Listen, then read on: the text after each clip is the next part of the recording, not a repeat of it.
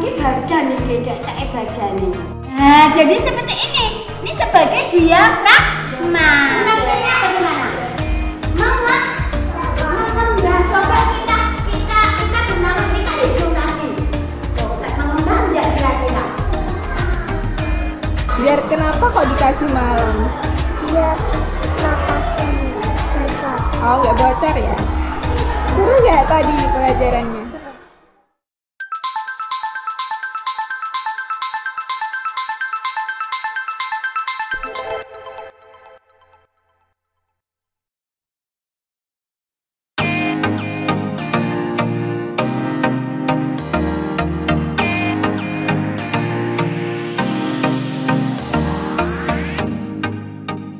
Halo sahabat Beta, apa kabar hari ini? Semoga dalam keadaan sehat ya.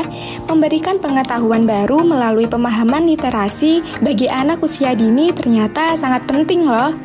Melalui pengetahuan-pengetahuan baru, pemikiran kritis mereka akan terasah. Dan mereka juga akan bisa memahami konsep terhadap objek pengetahuan baru yang mereka dapatkan.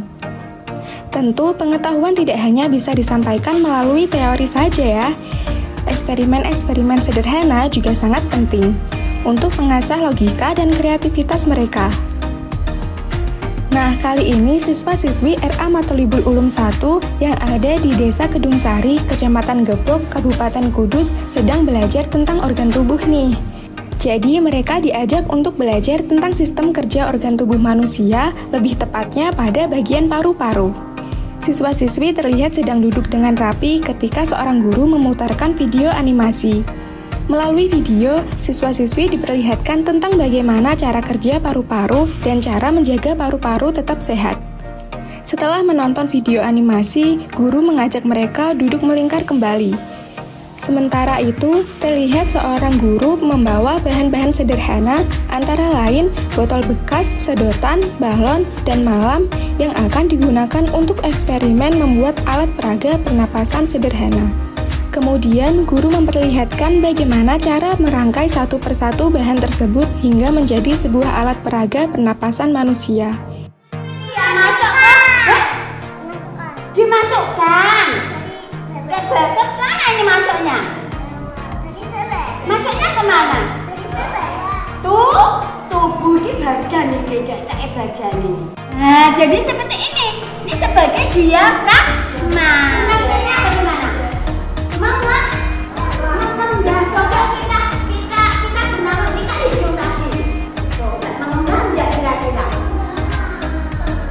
Setelah alat peraga itu jadi, guru terlihat mempraktikkan cara kerja alat peraga tersebut dengan meniup sedotan yang dimasukkan ke dalam botol bekas.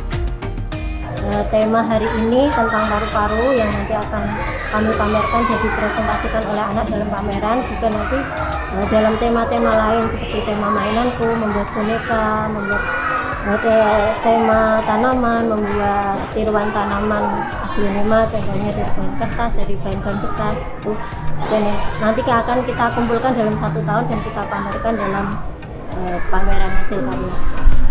Setelah tahu cara membuatnya, siswa-siswi RA Matolibul Ulum 1 ini kemudian dibagi menjadi 5 kelompok yang di dalamnya terdiri dari 4 hingga 5 siswa.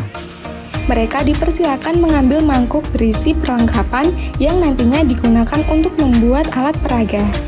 Mereka tampak dengan teliti merangkai satu demi satu bahan yang digunakan. Guru yang mendampingi juga turut membantu para siswa yang kesulitan.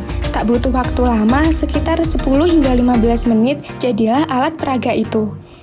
Ekspresi kegembiraan jelas terlihat dari ekspresi adik-adik kecil ini karena eksperimen sederhana yang mereka praktikkan ternyata berhasil. Setiap kelompok diberi kesempatan untuk mempresentasikan dan mempraktikkan alat peraga dengan bahan-bahan sederhana itu. Terus tadi buat apa sih yang pakai botol bekas tadi? Buat napas.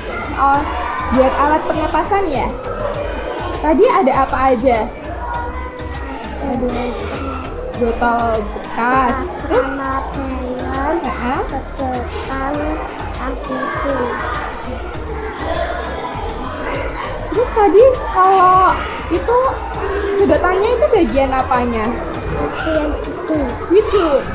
Terus Kalau yang balonnya? Ya, Paru-paru ya. Terus tadi ada apanya juga? Malamnya. Biar kenapa kok dikasih malam? biar napasnya nggak bocor. Oh, nggak bocor ya? Seru nggak tadi pelajarannya? Nah, karya adik-adik RA Matholibul Ulum 1 ini akan menjadi bahan koleksi di Galeri Bosku. Saat ini sudah ada banyak karya adik-adik yang menjadi koleksi Galeri Bosku loh. Mulai dari boneka yang terbuat dari kaos kaki bekas berisi kain perca, tiruan daun dari kertas, gantungan kunci, hingga yang terbaru yaitu alat peraga pernapasan manusia. Nah, koleksi-koleksi tersebut nantinya akan ditampilkan pada acara gelar karya tahunan. Ada yang dijual dan ada juga yang hanya ditampilkan untuk pameran saja.